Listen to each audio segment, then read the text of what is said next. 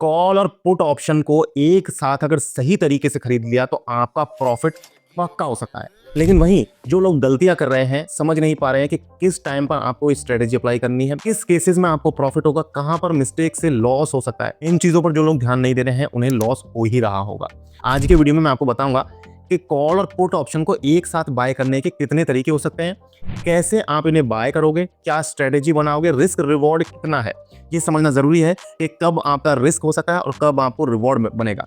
तो ये समझना जरूरी है। सारी चीजें मैं आज डिटेल से आपको बताऊंगा। लोग इस स्ट्रेटेजी को स्ट्रेडल बोलते हैं, स्ट्रैंगल बोलते हैं, मैं इसे सिंपली बोलता हूं दो लड्डू स्ट्रेटेजी, क्योंकि आपके दोनों हाथ में लड्डू होते हैं। एक हाथ में आपका कॉल होता है, एक हाथ में आपका पुट होता है। तो बहुत ही सिंपल लैंग्वेज में कुल मिलाकर के आपको स्ट्रेडल और स्ट्रैंगल को मैं बहुत ईजी करके समझाऊंगा। वीडियो को स्टार्ट करते हैं। मेरा नाम विकास मीना, आप देख रहे हैं डीमेट डाइट। सबसे पहले मैं बता दूं, कुछ लोग नए हैं, हमारा ये सेकंड पार्ट है दो लड्डू स्ट्रेटेजी का। फर्स्ट वीडियो में मैंने क्या बताया था वो थोड़ा सा ब्रीफ आपको जानना जरूरी है ताकि आपका बेसिक बन जाए। उसके बाद जैसे हम डिटेल में जाएंगे, थोड़ा सा टेक्निकलिटीज में जाएंगे, आपको चीजें अच्छे से समझ में लग जाएंगी। देखिए, कॉल ऑप्शन और पुट ऑप्शन को एक साथ बाय करने का मतलब क्या है कि आप एक ही अंडरलाइंग एसेट के कॉल और पुट ऑप्शंस को एक साथ एक ही टाइम पर एक ही दिन में कॉल और पुट ऑप्शन दोनों को परचेज कर रहे हो। अब यहाँ पर क्या चीजें ध्यान देने वाली है, underlying asset. Same underlying asset का मतलब कि निफ्टी है तो निफ्टी की ही बात कर रहे हैं, निफ्टी का ही कॉल लेना है, निफ्टी का ही पुट लेना है।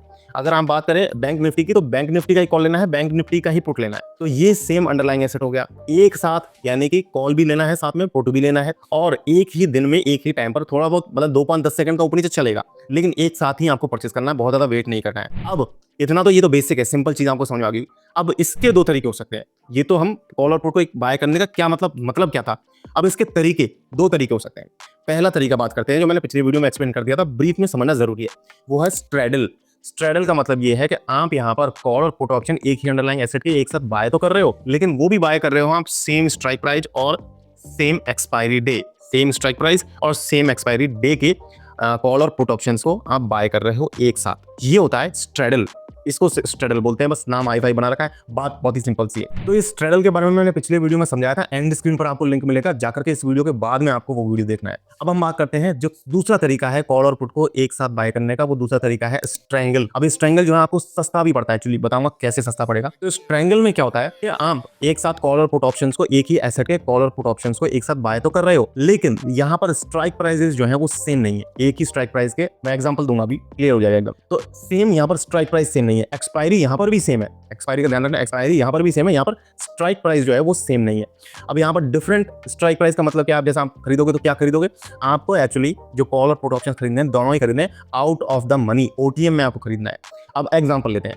अच्छा, उससे पहले एक डाउट यहाँ पर इंपॉर्टेंट, पिछले वीडियो में हमारे एक स्टूडेंट ने पूछा था कि सर यहाँ पर रेशो का क्या मतलब, रेशो कितना रखना है। रेशो का मतलब है कि भाई अगर आप कॉल भी एक लॉट का कॉल ले रहे हो ना, तो पुट भी आपको एक ही लॉट लेना है। ऐसा नहीं है कि पुट तो हमने 2 लॉट ले लिए और कॉल आपने एक ही लॉट लिया है, तो स्ट्रेटजी फेल हो जाएगी आपकी। तो ये एक अच्छा क्वेश्चन था जो मैंने जरूरी लगा मुझे कि इसको लेना चाहिए। तो रेशो भी आपको सेम मेंटेन करके चलना है। अब एग्जांपल लेते हैं कि कैसे आपको स्ट्रैंगल स्ट्रेटजी जो है अप्लाई करनी है। देखिए, एग्जांपल के लिए अभी जो निफ्टी चल रहा है वो 25,637 पर चल रहा है। 25,637 का स्पॉट प्राइस हो गया। अब एट दी मनी क्या हुआ इस टाइम पे, एट दी मनी देखो, एट दी मनी जो नियरेस्ट स्ट्राइक होती है वो एट दी मनी होती है। 25,637 का नियरेस्ट क्या है, 25,600 नहीं है, 25,650 है।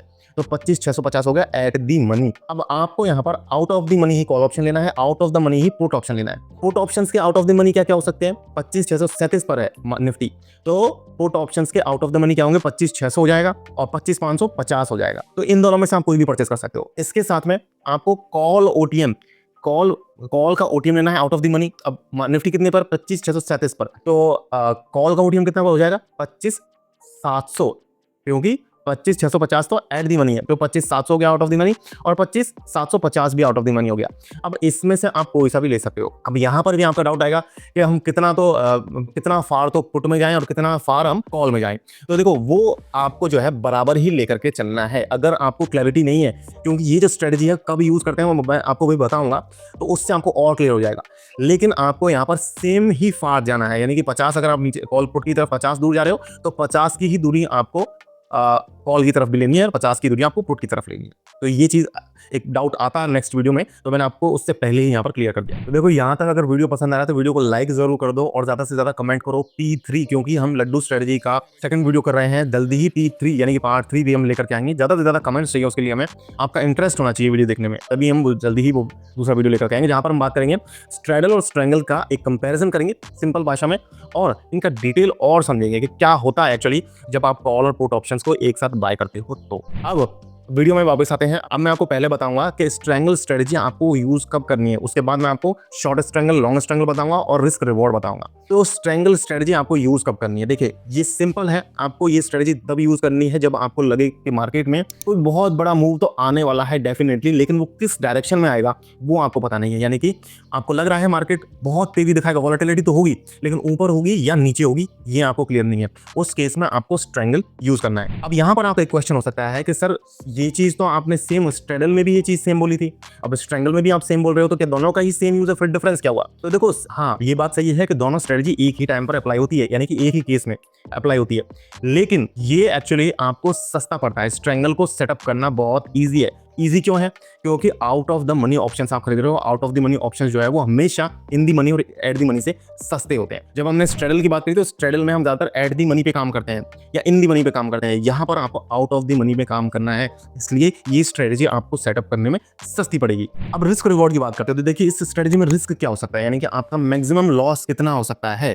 तो आपने, क्योंकि मान लेते हैं हम, आपने एक पुट लिया है, एक कॉल लिया है, एक लॉट दोनों के लिए है, तो आपका यहाँ पर दोनों साइड का जो प्रीमियम्स आपने पे किया है वो ही आपका मैक्सिमम लॉस हो सकता है। और ये लॉस एक्चुअली कम भी होगा स्ट्रैडल के कंपैरिजन में, क्योंकि out of the money options सस्ते होते हैं। लेकिन अभी लॉस किस केस में आपको हो सकता है? देखिए अगर मार्केट बहुत ज्यादा वॉलेटिलिटी नहीं दिखाता है, मार्केट एक स्ट्रेट लाइन में थोड़ा बहुत ऊपर नीचे करके चलता रहता है, तो उस केस में आपको यहाँ पर दोनों ही प्रीमियम्स का लॉस हो जाएगा। तो कंसोलिडेशन नहीं होना चाहिए। उस केस में जो सेलर है उसकी जीत होगी। बताऊं अभी शॉर्ट सेलिंग और लॉन्ग सेलिंग क्या है। तो हमें चाहिए कि यहाँ पर बड़ा मूव आना चाहिए, तभी हमें प्रॉफिट होगा। अब बड़ा मूव जब आएगा तो क्या होगा, यानी कि अब बात करते हैं रिवॉर्ड की। तो देखिए जब बड़ा मूव आएगा तो आपका, अगर मान लीजिए अपसाइड गया, तो आपका कॉल ऑप्शन जो था, कॉल ओटीएम जो आपने खरीदा था, उसमें आपको प्रॉफिट होगा, पुट में आपको लॉस होगा। लेकिन पुट में जो लॉस शो होगा ना, वो कॉल में प्रॉफिट से बहुत कम होगा। तो ओवरऑल आपको कॉल में प्रॉफिट बन जाएगा। और अगर मार्केट नीचे गया, मार्केट अगर नीचे गया तो आपको पुट में फायदा होगा, उतना लॉस आपको कॉल में नहीं होगा। यानी कि ये तो डेफिनेट है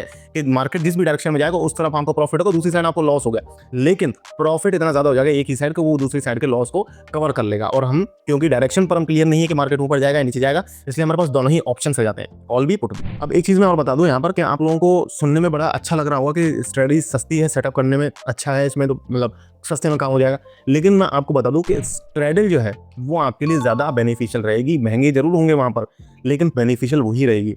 यहाँ पर आउट ऑफ द मनी में अगर मूव नहीं आया ना, तो आपका सारा जो प्रीमियम है, अगर आपने एक्सपायरी तक होल्ड कर लिया स्पेशली, तो सारा जो प्रीमियम है वो जीरो हो जाना है आपका।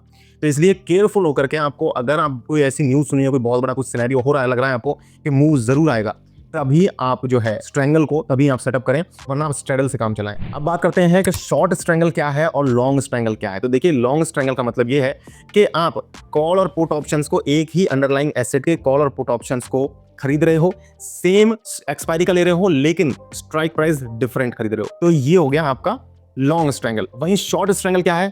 एक ही अंडरलाइंग एसेट के कॉल और पुट ऑप्शंस को आप सेल कर रहे हो, और सेल भी जब कर रहे हो तो आप वहां पर स्ट्राइक प्राइसेस डिफरेंट रख रहे हो और एक्सपायरी सेम रख रहे हो। अब लॉन्ग स्ट्रैंगल का तो मैंने आपको बता दिया कि जब आपको लगे मार्केट किसी एक डायरेक्शन में बहुत ज्यादा मूव दिखा सकता है, तो आपको लॉन्ग स्ट्रैंगल बनाना है। और जब आपको लगे कि मार्केट जो है कंसोलिडेटेड फेज में रहेगा, तो उस टाइम पर शॉर्ट स्ट्रैंगल बनाना होता है। ये सेलर्स के लिए, एक्चुअली सेलर्स करते हैं, तो हम यहाँ पर सेलिंग की बात नहीं कर रहे हैं। अगर आप सेलिंग के बारे में जानना चाहते हो तो आप SELL भी कमेंट्स में लिख सकते हो, SELL। तो हम सेल के ऊपर भी नेक्स्ट सीरीज लेके आएंगे। अभी हमारी जो सीरीज चल रही है 2 लड्डू स्ट्रेटजी, हम उसी पर फोकस करेंगे, और उसके बाद हम, अगर ज्यादा कमेंट्स आते हैं तो उसके बाद हम सेलिंग के ऊपर भी एक सीरीज लेकर के आ सकते हैं।